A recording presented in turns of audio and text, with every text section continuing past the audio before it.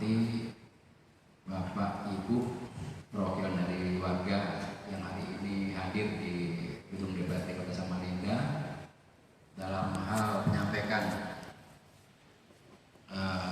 aspirasi, kemudian teman-teman anggota Komisi 3 DPRD Kota Samarinda, para pakar.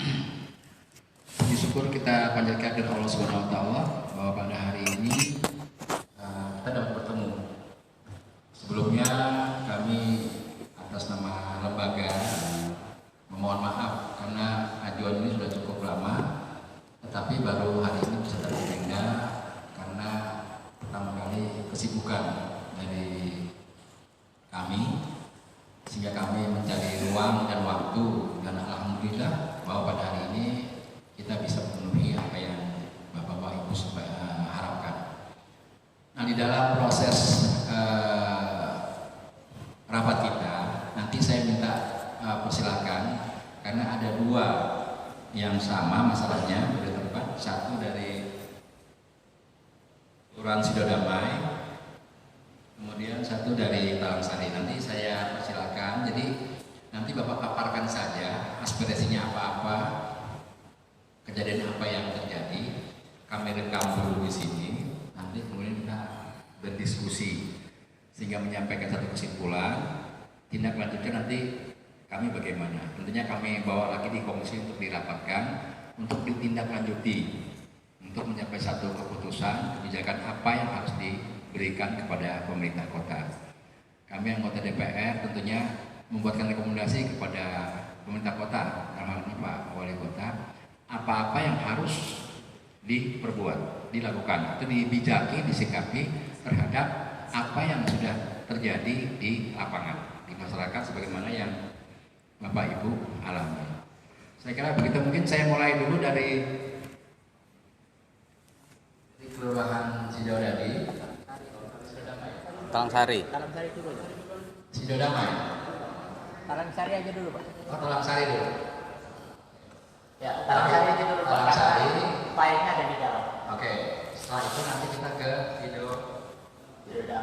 Jadi nanti aku paparkan, nanti kita bertanya dan menjawab, ya, gantian. Habis itu baru kita ke Sidodamai. Silakan, Pak. Oke, terima kasih. Jadi langsung saja saya perkenalkan, saya Pak Ahmad Karni yang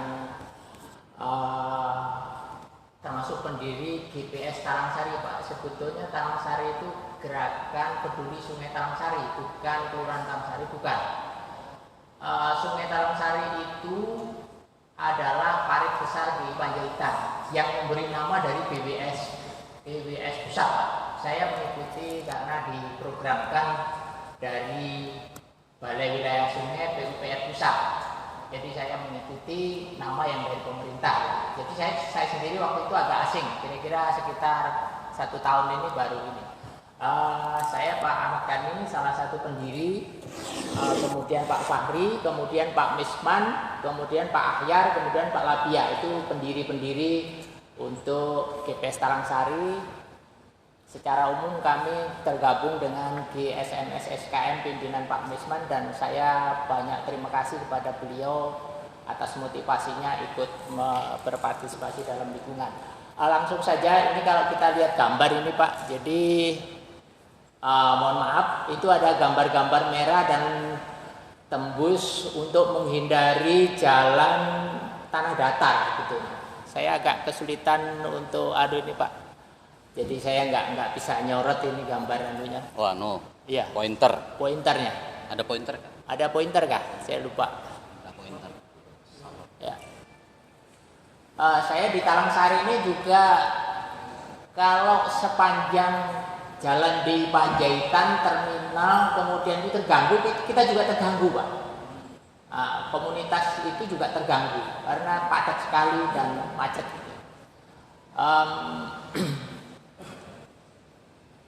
Sengaja kami tampilkan dari pihak Pemkot supaya mempunyai pemikiran, memang mulai dari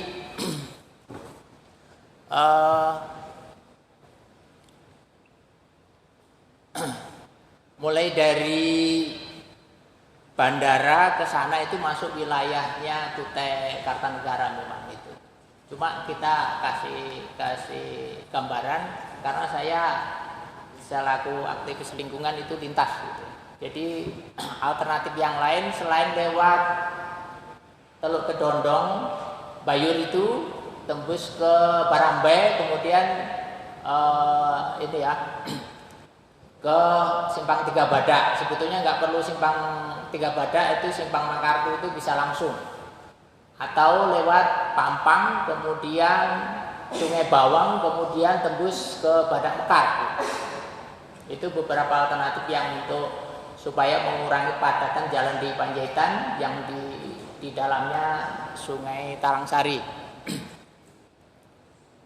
Ini kalau saya perkenalan aja, ini yang nama-nama ini saya kira nggak terlalu perlu dibahas. Ini sudah saya share ke staf. Kemudian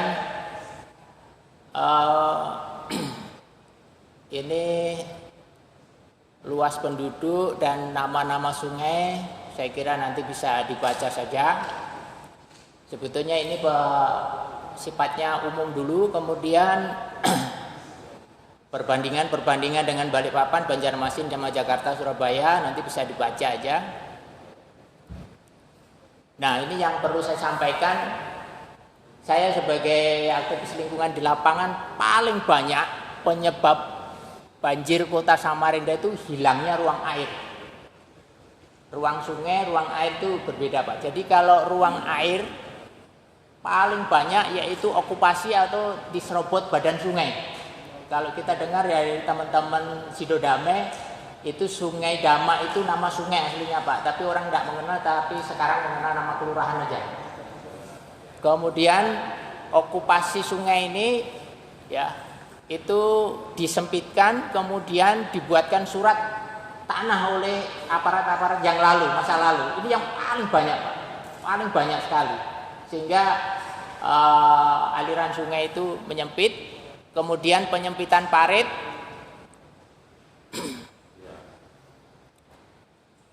kemudian ada bangunan tembok tiang di badan sungai. Ini paling banyak untuk kasus di Mugirjo dulu itu banjirnya berulang-ulang karena di RT 18 itu ada rumah di atas sungai, Pak. Setelah itu dibongkar itu lancar pada tahun 2019. Itu mulai dibongkar, sejak itu sudah berkurang itu, Pak.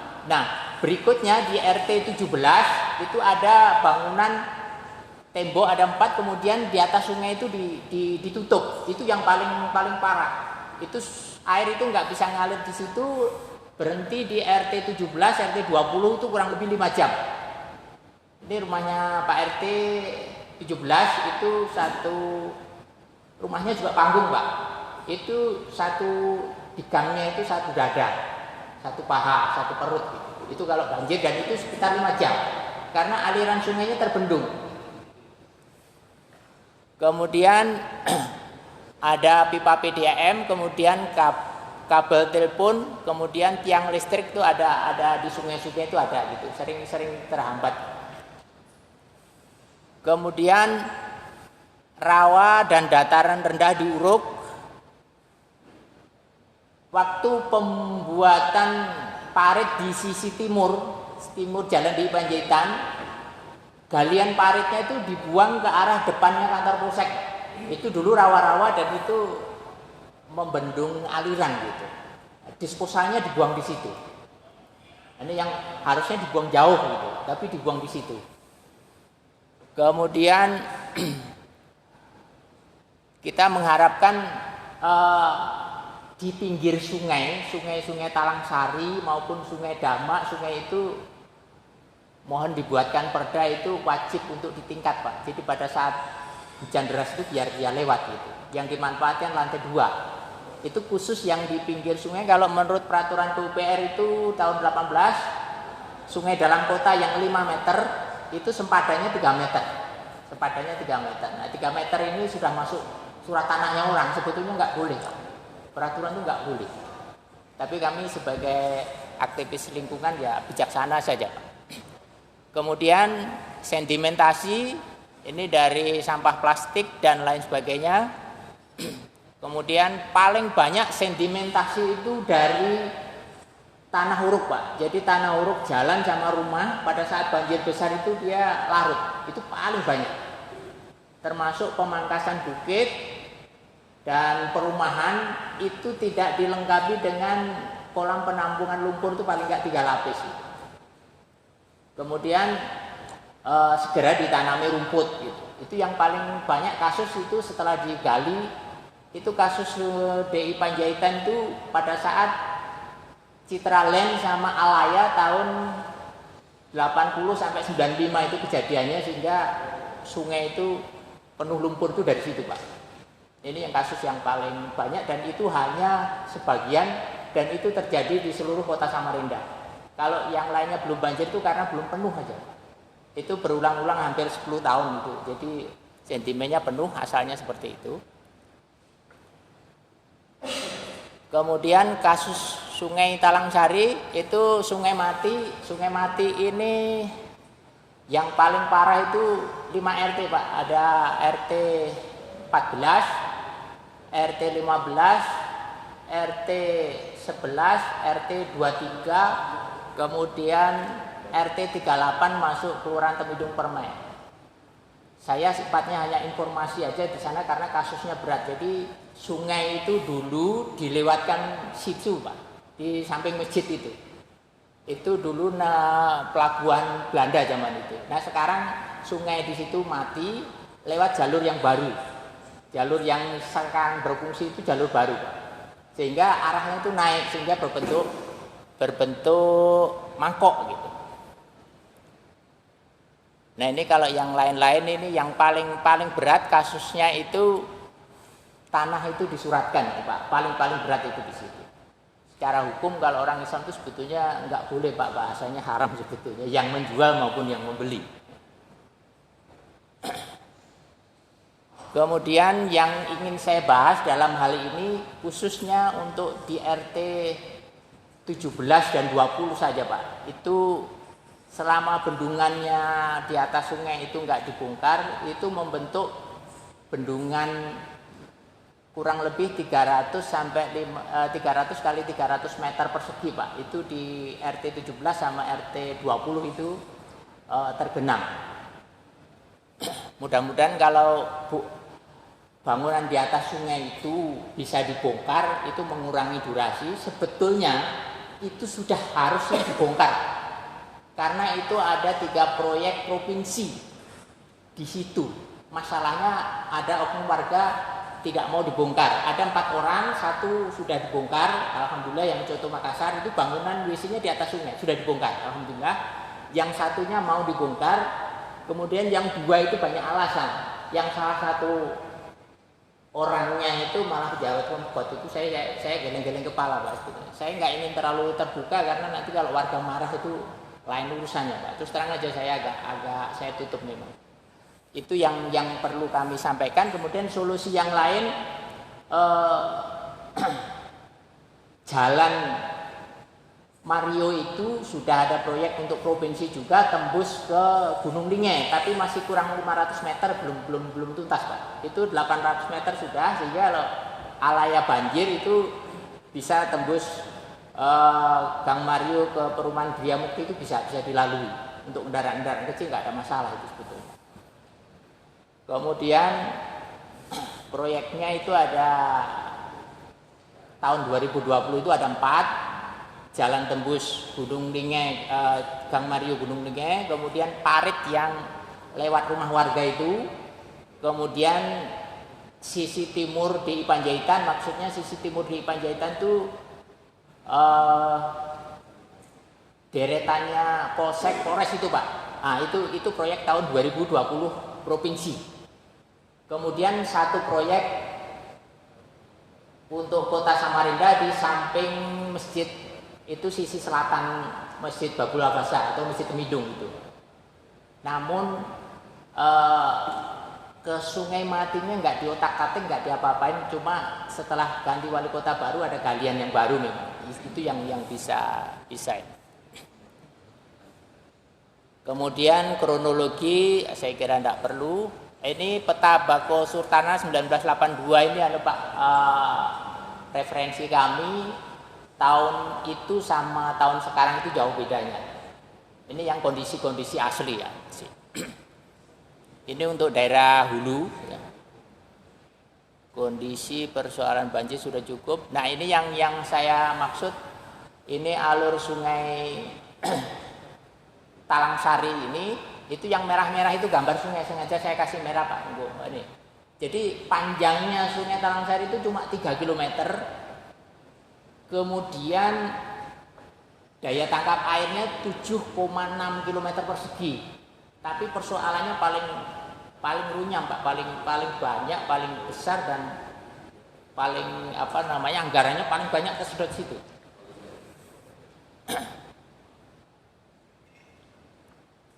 Nah, ini pola banjirnya. Ini yang merah ini Pak, itu pada saat hari biasa. Ngalir yang kecil-kecil biasa, tapi enggak semuanya. Sebetulnya yang ke arah nyebrang ke sini itu masuk RT 38 itu enggak ngalir sama sekali. Yang merah itu. Kemudian kalau banjirnya agak deras, agak banyak sedikit, itu yang hijau. Itu aliran airnya ke situ, ya. Aliran airnya yang hijau itu. Ke arah sini itu adalah Sungai Karangmungus itu. Kemudian pada saat banjir hujannya deras, banjir besar, yang biru.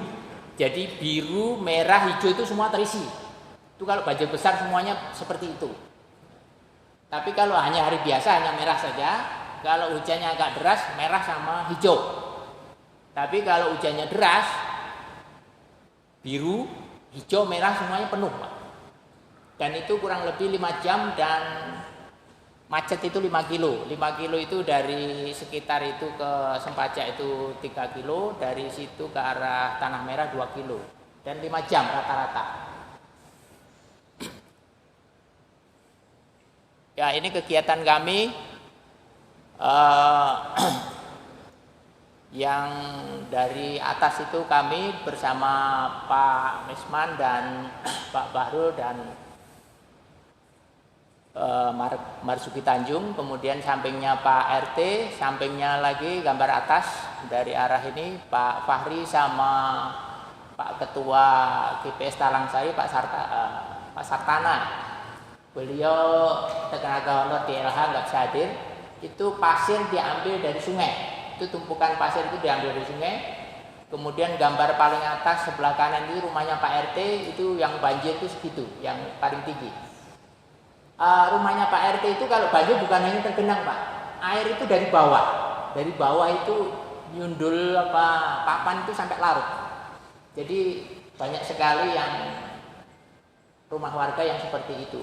Jadi kalau banjir dari atas, dia lewat Gang Mario karena lurus nggak bisa lancar, dia masuk ke dalam ke arah bukit, belok ke Gang Mari, masuk lagi ke arah Parit gitu. Jadi masuk ke darat itu udah 300 meter. Dulu nggak sampai seperti itu. Ini kebetulan Pak Jumadi ini tahun 1985 sepanjang sungai itu bertani Pak, sayur. Sampai sekarang nggak bisa. Jadi kira-kira 300 meter dari sungai ke arah Gunung Lingge itu baru teman-teman itu sayurnya di sana. Kemudian yang kegiatan yang lainnya itu pembersihan Sungai Karangmungus yang barisan kedua paling kiri. Kemudian yang agak tengah itu kami ngumpuli plastik dari warga supaya nggak nyumbat. Sempat kemarin beberapa bulan terus ada pandemi kita berhenti Pak. Itu sempat 3 kali diantar ke tempat kami, rencana kami bakar. Kami bikin paving. Kemudian yang paling ujung ini adalah itu Gang Mari, jarak dari sungai itu 300 meter. Itu belum yang tertinggi. 300 meter itu biasanya genangannya antara 50 sampai 70. Pak. Kemudian baris yang paling bawah itu Pak Ketua, Pak Sartana sama Pak RT itu yang termasuk tiang di dalam sungai itu Pak. Itu sudah berkali-kali dibersihkan. Dan dia megang kayu itu kayu bekas ditebang proyek. Jadi orang-orang proyeknya itu nebang kayu di pinggir itu karena untuk pondasi, kayunya itu dimasukkan ke sungai, Pak. Saya nggak kuat itu mau ngangkat bertiga itu nggak kuat. Itu banyak sekali, Pak, bukan hanya mungkin sekitar 20 batang. Kemudian yang paling bawah itu yang sering masuk berita teman-teman itu pipa PDAM. Itu waktu itu kami bersihkan itu, Pak, hanya kelihatan sebagian bersih itu. Biasanya ramai betul kayak jemuran. Kemudian yang paling bawah sebelah kanan itu kami sama anak-anak ngambil sampah plastik di sungai, itu dari sungai, Pak. Ya, kemudian ini kegiatan yang lain teman-teman sama Karangmus. Nah, ini kondisi dan persoalan saya kira bisa dibaca saja, Pak. Kalau untuk di posisi sampah organik kan organik, kemudian itu sudah enggak masalah, itu hanya ilmu. Kemudian penanganan sampah plastik ini Pak, jadi yang bagus itu cari bahan pengganti plastik, kurangi plastik sekali pakai, daur ulang. Ini kalau didaur ulang di Samarinda sudah banyak. Yang jadi masalah itu plastik yang tipis itu, Pak. Plastik tipis, plastik yang enggak bisa didaur ulang, yang PE itu. Jadi kalau mereka memulung plastik itu justru lebih kaya dari Bapak, dari saya. Jadi itu insya Allah itu diekspor ke Cina itu malah, Pak. Jadi biji-biji plastik itu di Samarinda banyak itu, Pak, sudah. Kemudian sampah plastik yang bersih itu dicacah, dijual, diolah jadi BBM bisa. Kemudian EcoBrick pakai dimasukkan ke botol itu, kemudian di packing plastik itu semua sudah kami kerjakan. Cuma kader kita kurang, jadi enggak terlalu masih kurang memasyarakat. Kondisi persoalan air PDAM Samarinda ini ada 14 intake. Yang perlu kami sampaikan, Mahakam, Waduk Benanga, Sungai Karangmus itu semua tercemar mikroplastik, Pak. 2019 diteliti oleh mahasiswa. Jadi yang paling bahaya itu plastik itu menjadi mikroplastik. PDAM kelihatannya belum bisa mengolah untuk menghilangkan mikroplastik, itu belum bisa, Pak. Jadi mikroplastik itu bisa menimbulkan kanker. Termasuk Sungai Mahakam itu tercemar, Pak. Ini perlu saya sampaikan. Kita kalau berbicara mikroplastik tiap tahun itu kalau nggak salah 12 kilo atau yang terbaru ini saya dari penelitian. Kita tidak usah terlalu membayangkan mikroplastik itu dari air, tapi banyak peralatan rumah tangga yang bersentuhan dengan panas itu seperti centong atau irus itu pakai plastik, dan itu termasuk lebih berbahaya lagi. Jadi ini kami sampaikan itu, Pak.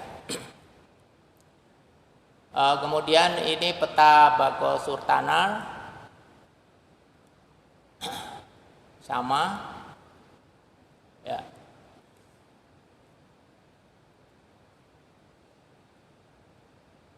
Bentar, Pak. Displaynya tadi Masih anu lagi. IT-nya panggilan. Ya. Masuk IT yang bisa kan. Ya. Sebentar.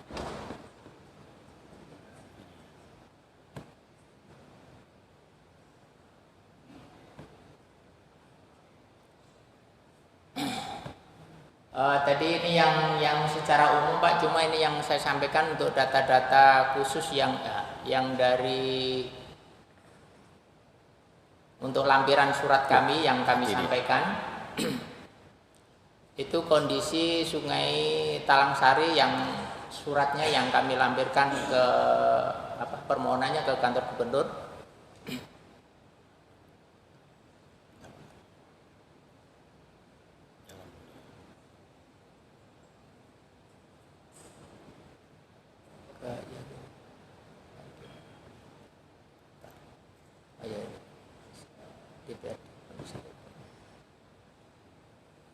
Ya, jalan. Sana.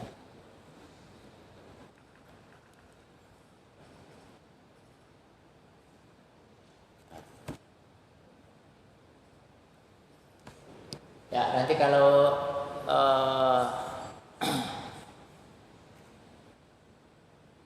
saya sampaikan, kami juga mengucapkan banyak terima kasih kepada pemerintah provinsi. Kemarin proyeknya tahun 2020 itu rencana mau dilanjutkan untuk jalan tembus ke Gunung Lingei, cuma mudah-mudahan banyak support dari ini. Hambatannya itu dari internal Pak, malah saya tidak ingin menyampaikan terlalu vulgar di depan ini aja, nanti bisa agak ke dalam gitu. Maksudnya internal itu jadi dari aparat maupun dari oknum warga gitu ada juga. Tapi target kami untuk berikutnya ini tembok di atas sungai itu bisa dibongkar untuk tahun ini.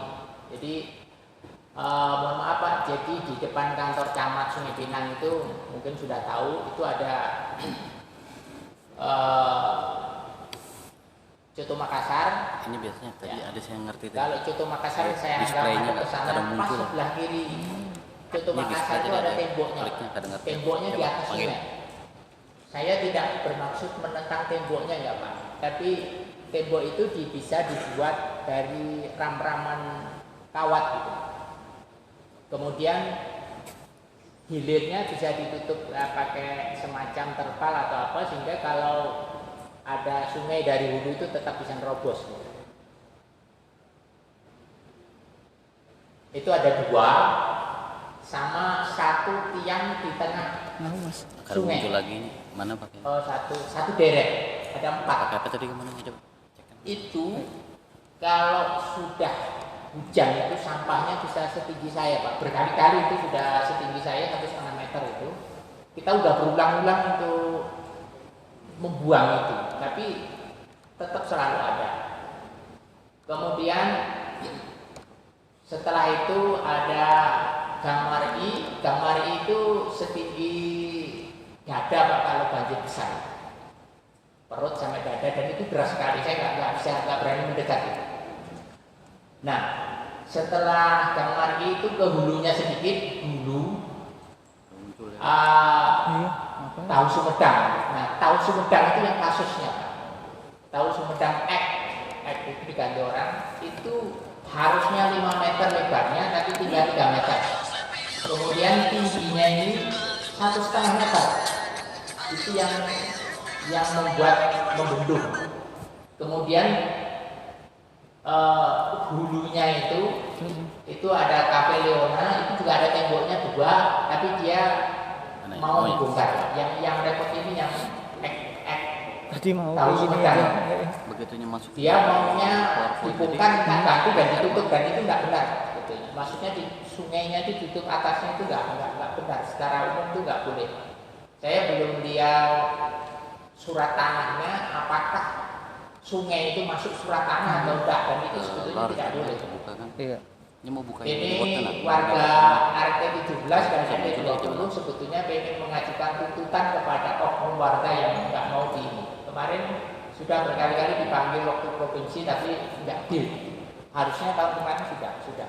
Makanya kami memerlukan hearing ke wali kota. Insya Allah itu kalau yang ini tadi perlu saya sampaikan gambar-gambar saja untuk memperkuat data yang kami sampaikan. Tunggu dulu, belum masuknya.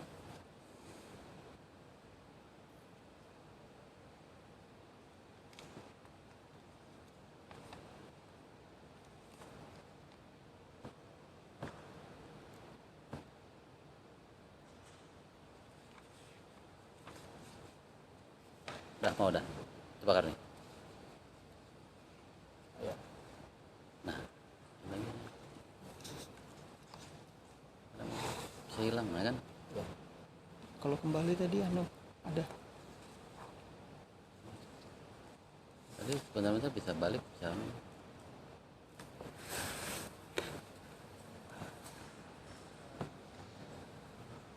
Pak Karni, saya kira mungkin gambarannya sudah terpaparkan ya.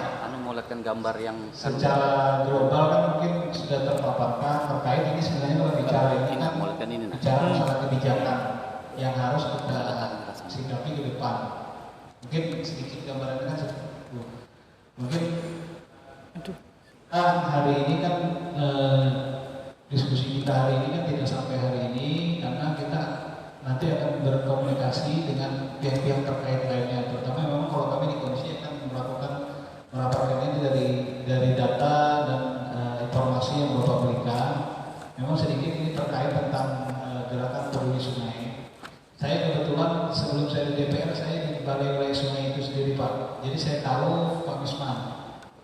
Nah, jadi termasuk gerakan ini kan juga sampai ke Kementerian PU waktu itu diberikan penghargaan itu, dan memang hari ini memang dari pemerintah pusat sampai ke pemerintah kota itu sudah melakukan normalisasi sungai, baik itu dari sungai das Makam sampai ke subdasnya, termasuk ke aliran yang ada. Tapi memang hari ini saya kebetulan sudah berdiskusi juga Pak dengan BWS beberapa waktu yang lalu.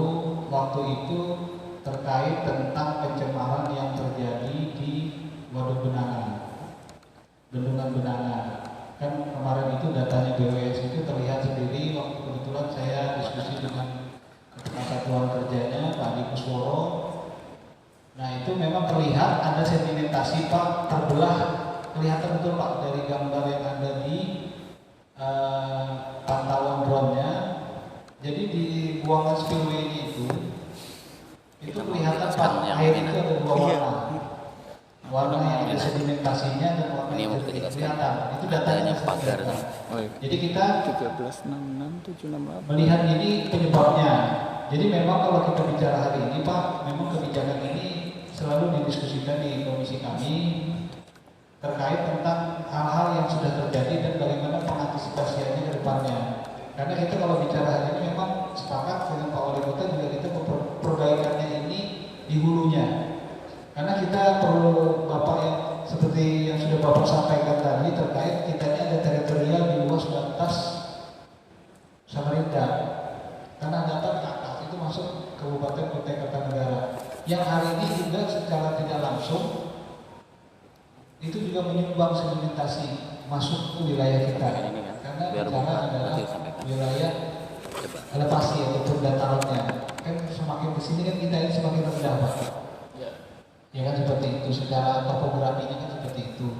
Jadi Pak, lebih baik maksud saya begini, ini kita tahu dulu. Tapi memang seperti yang urgensi yang Bapak sampaikan tadi, ada beberapa yang memang harus disikapi. Contoh misalnya ini, mohon maaf Pak, yang beton itu atas jalan atau? Ya ini Pak yang perlu saya sampaikan tadi, gambar yang mau saya bongkar itu ya ini. Ya. Jadi itu yang seharusnya bongkar ini punya KP Leona itu.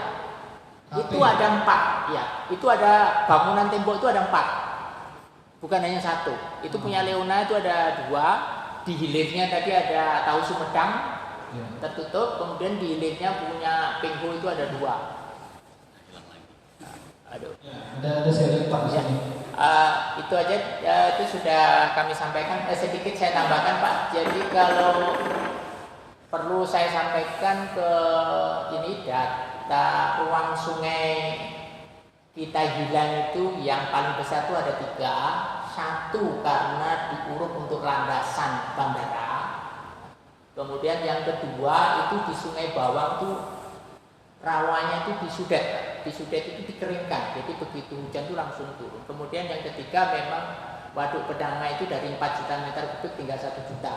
Itu ada 3 ruang air yang hilang. Maksud saya Pak, saya berbicara begini ini mumpung di samping bandara itu masih agak sepi, jadi di pusat itu seharusnya bikin sungainya itu diperlebar, karena itu termasuk untuk penampungan air dan supaya air nggak langsung turun ke bawah, ada semacam mana gitu.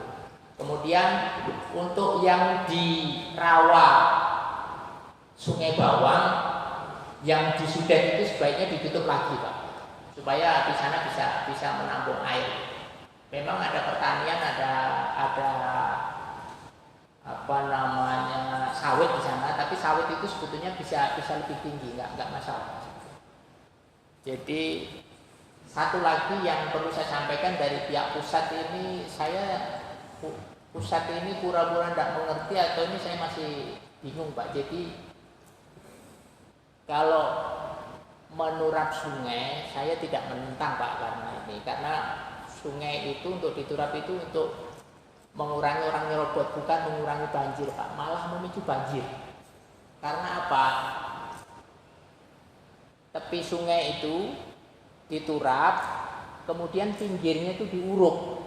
Nah ini yang diuruk ini saya kurang memahami, karena begitu diuruk itu daerah Pasar Segiri sama ini sumbatan botol Pak, jadi itu sempit. Langsung hilang. Iya, ini yang paling ini Pak, kemarin waktu Januari itu cepat surut. Saya sebetulnya beberapa kali dokumentasi, tapi nanti kalau itu diturap, pinggirnya lagi diuruk, sama saja kembali lagi. Jadi tidak bisa. Saya lebih suka, saya sarankan lebih banyak pohon-pohon untuk tumbuh. Jadi kalau nanam pohon itu jangan yang kecil Pak, langsung yang 5 meter. Nanamnya pakai ekskavator itu Pak. Jadi enggak kelamaan nunggu. Itu yang saya mohon maaf, kalau pernah saya keluar negeri ke Mekah sana Pak, kalau nanam kurma itu kurma yang sudah tinggi 2 meter, nanamnya pakai begini Pak. Enggak ada orang nanam yang rendah-rendah gitu Pak. Dan kalau nanam dari kecil-kecil itu mati Pak. Kita agak menyayangkan orang-orang yang gayanya rehabilitasi cuma pencitraan, enggak dirawat, mati Pak. Habis aja Pak. Saya mohon maaf, saya agak keras gitu. Saya kira itu saja Pak, tolong disampaikan. Kemudian sekali lagi, proyek dari pusat itu lebih banyak memicu banjir, malah banyak karena seperti itu tadi. Satu lagi yang saya ingatkan, jembatan di Sungai Karangmungus itu dulu tinggi, habis itu diturunkan. Akibatnya pada saat banjir besar itu deadlock, kapal nggak bisa lewat. Jadi kalau banyak ada orang mau ke rumah sakit apa, mau nggak mau pasti pakai helikopter.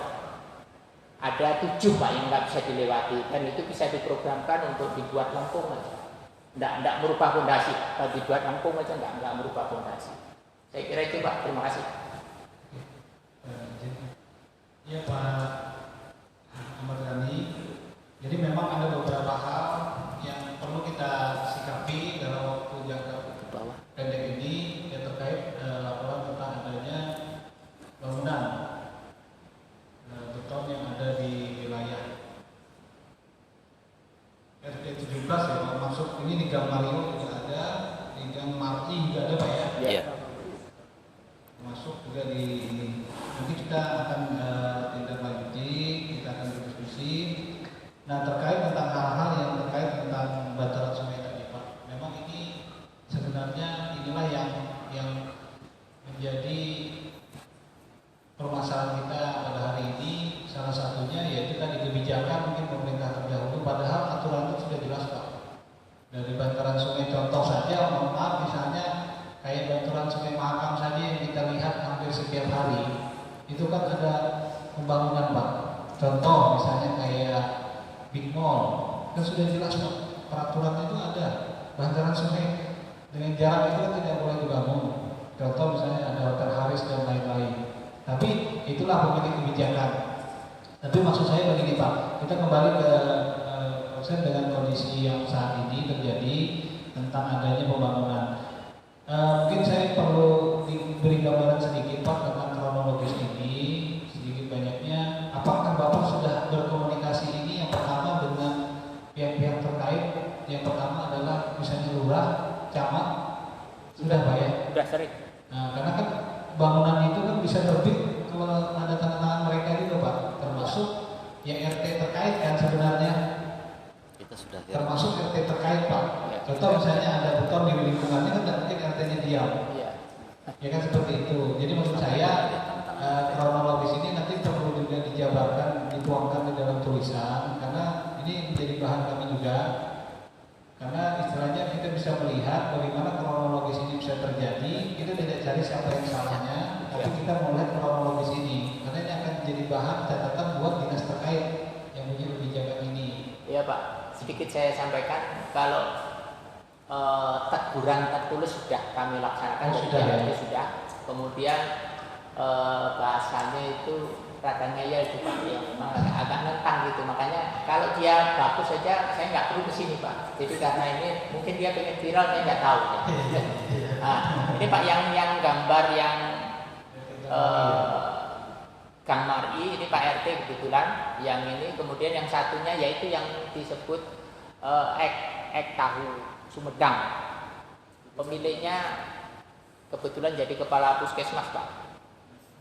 Ini yang sangat apa ya, betul-betul semacam membungku sungai itu di situ Pak. Dan ini temboknya itu kemarin tahun 2020 ini mempersempit sungai Pak. Temboknya ini bikin masuk ke dalam gitu. Itu yang perlu disampaikan.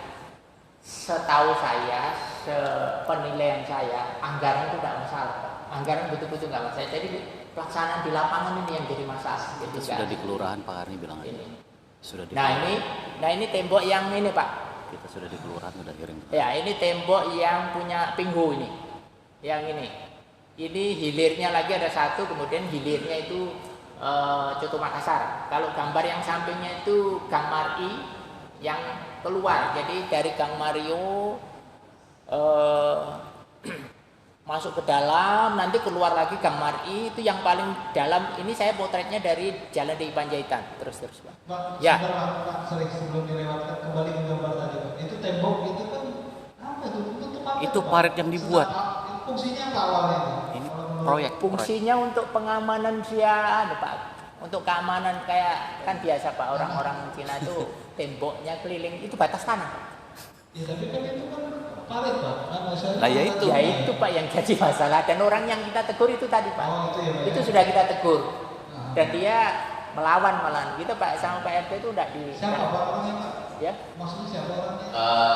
Mungkin saya bisa nambahkan sedikit Pak. Ya. Ini sebelumnya kami sebelum bulan puasa kemarin sudah mengadakan pertemuan antara pihak RT dan warga di kelurahan, fasilitasi oleh kelurahan. Memang datang dokternya, yang punya dokter itu datang. Tapi memang masih ngeyel dia bahwa yang terjadi di lapangan seperti itu, dan lurah itu kayaknya mau main tutup mata entah di pengarah. Inilah yang terjadi. Sebenarnya itu sungai, karena itu sungai tapi dibikinnya suratan bahwa dia bilang itu tanah dia. Itu anak sungai di belakang rumah tuh. Jadi di temboknya itulah ya terjadi. Ya anak sungai, harusnya itu kan sungai, nggak ada surat kepemilikan lahan. Nah, jadi bahkan ada informasi juga Pak RT sendiri kadang-kadang Pak RT tidak menstempel cuma tanda tangan, tapi ada Pak Lurah sendiri menstempel, buat stempel. Nah ini kan jadi bias ke permasalahan Pak Lurah itu sendiri. Nah jadi intinya di sini adalah bahwa apa yang terjadi di wilayah RT 17 itu, di belakang itu banyak tembok yang dibuat pakai ditembokin sehingga mengganggu aliran air untuk dia kembali. Nah ini yang akhirnya terjadilah banjir di kesejahteraan. Ini khususnya di Simpang 3 Damanhuri yang sering terjadi pendalaman. Itu aja Pak. Ya, jadi yang di atas tembok tadi kalau banjir itu 1 meter ke atas Pak, 1 meter ke atas. Ini Pak RT mau nambah keterangan. Terima kasih Pak, saya diperbolehkan bicara. Assalamualaikum warahmatullahi wabarakatuh. Nama saya Pak Sutrisno, RT 17. Yang menyangkut masalah RT itu, saya di RT 17 itu RT yang ketiga Pak. Setahu saya, itu pembangunan yang di atas yang menutup sungai itu setahu saya tidak ada izin. Tidak ada izin ya. Jadi tahu-tahu sudah jadi, tahu sudah jadi. Yang kemarin yang dipermasalahkan yang ada gambar itu Pak, namanya Pak siapa Pak dokter siapa itu. Memang orangnya tidak mau dibongkar, maunya minta ganti rugi. Kemudian kemarin itu mau bikin urapan itu nggak boleh dilewati. Jadi orang kerja itu bingung kemana ini mau kerja kalau nggak boleh dilewati. Ya mungkin segitu aja Pak. Terima kasih. Assalamualaikum warahmatullahi wabarakatuh.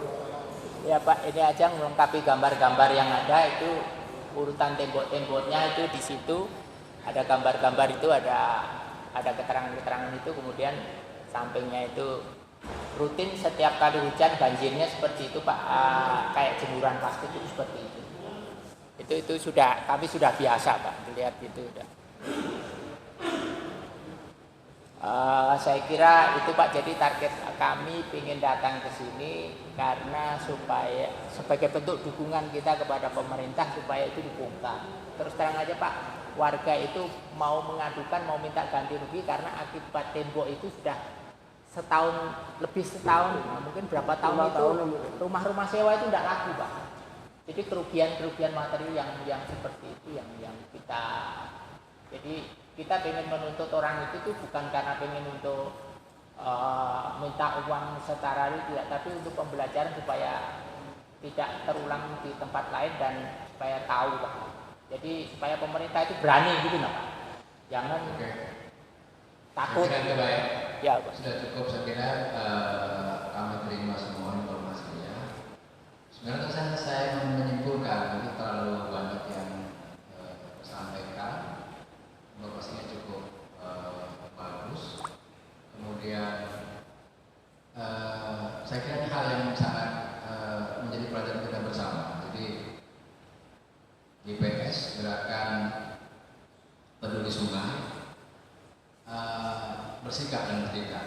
Saya kira ini perlu kepedulian dari pemerintah. Jadi pada hari ini Bapak sampaikan kepada kami sebagai corongnya, kami mungkin akan mengundang beberapa pihak terkait Pak berkaitan dengan ini. Kalau tidak tindak lanjut, mungkin saja kami akan mengundang kembali Bapak. Jadi kami mengundang nanti pihak-pihak terkait atau pihak terkait. Sebenarnya yang menarik apa yang Bapak sampaikan tadi, saya mencoba untuk mengambil kesimpulan. Artinya mestinya disikapi dengan kebijakan. Apakah itu berupa perwali atau perda yang berkaitan dengan sungai-sungai yang ada di Kota Samarinda atau aliran-aliran air. Karena ada memang beberapa kebijakan terhadap pembangunan yang mengabaikan terhadap kondisi alam kita di Samarinda itu sudah jadi bahan cerita saat ini. Dan kami Komisi 3 punya kepedulian khusus dalam itu. Beberapa saran yang kami sampaikan kepada Pak Wali Kota kita yang baru itu adalah hentikan pembangunannya infrastruktur, lebih konsentrasi kepada bagaimana perbaikan drainase, termasuk normalisasi sungai-sungai. Dan Pak Wali langsung turun tangan. Seperti yang Sungai Mati itu, saya beliau sudah mensikapnya juga. Dan ada beberapa program beliau di tahun ini terhadap bagaimana perbaikan drainase. Jadi drainase itu atau aliran air itu kan sistem yang terjadi. Jadi nggak bisa lagi menggunakan kebijakan yang sepotong-sepotong. Kalau kita dulu isunya kita banjir, kita bangun folder. Ternyata folder juga tidak bisa mengatasi masalah. Karena yang kita temukan di lapangan bahwa sistem drainase kita itu tidak berfungsi sebagaimana yang direncanakan atau diharapkan. Setelah sekian tahun, besarnya pembangunan di Kota Samarinda, kita lebih banyak membangun jalannya, tapi kurang membangun drainasenya. Itu yang terjadi. Maka di Samarinda itu kalau kita katakan banjir, dia bukan banjir seperti banjir bandang, tapi genangan. Kenapa dikatakan genangan? Karena airnya tidak mengalir. Jadi kita bangun folder, ada beberapa folder yang terjadi itu ya sebagai penyumbang banjir juga. Dan terus terang, apa yang kita lakukan saat ini, kebijakan yang lalu, bagaimana kita membangun infrastruktur, semenisasi di mana-mana, salah satu penyebab juga ternyata. Semenisasi itu ternyata menghambat juga aliran-aliran permukaan air atau runoff, karena sifatnya semen itu kan memiliki aliran yang begitu padat. Jadi terhadap memblokir satu daerah yang tinggi ke daerah yang rendah, membendung sehingga menggenang air. Air tergenang di satu tempat yang terbendung oleh infrastruktur atau jalan-jalan kita yang di Semarang itu. Saya berpikirnya begini Pak, ini akan menjadi hal yang menarik. Kita mencoba apakah nanti bisa melahirkan satu produk hukum berupa perwali ataupun perda. Kalau itu perda mungkin bisa dari DPRD. Saya mencoba juga mencari pembanding mungkin kalau ada perda tentang bagaimana suatu kota itu merawat memelihara sungai atau aliran air. Yang menarik kami beberapa orang kasus di lapangan kami temukan itu memang pembangunan kita ini yang menjadi masalah.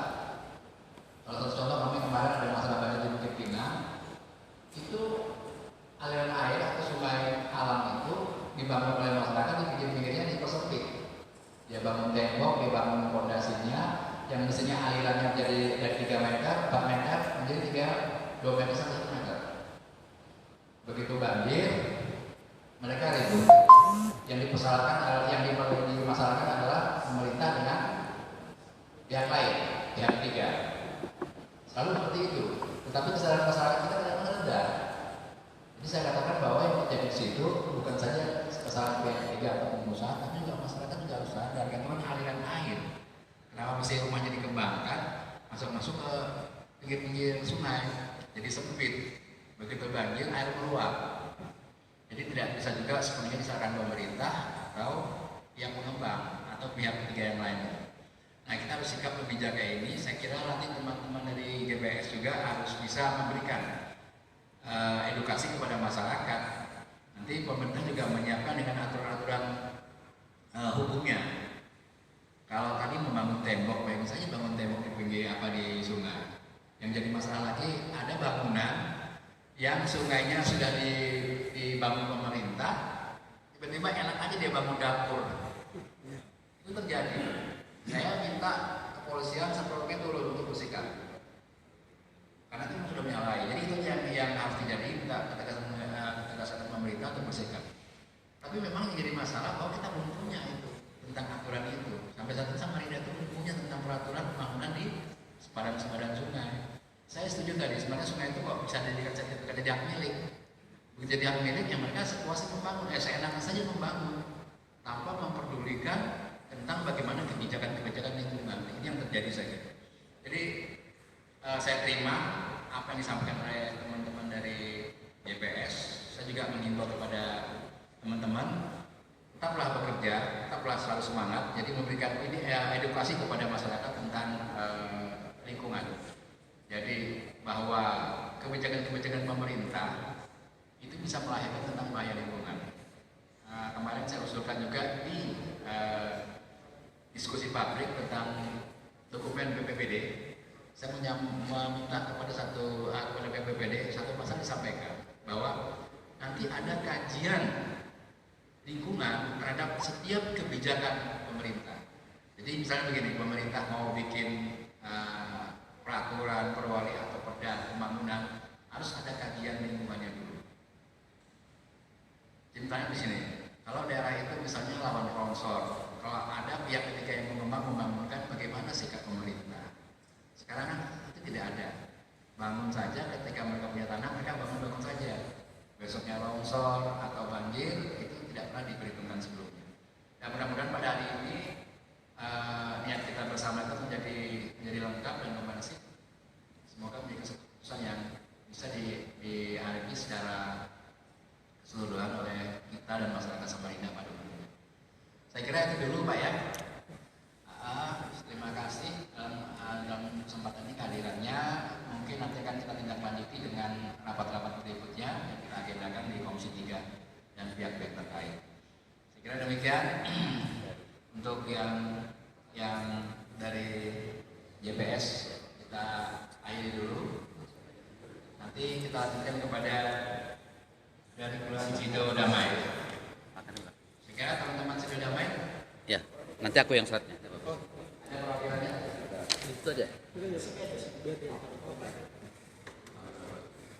Ya, mohon disilakan.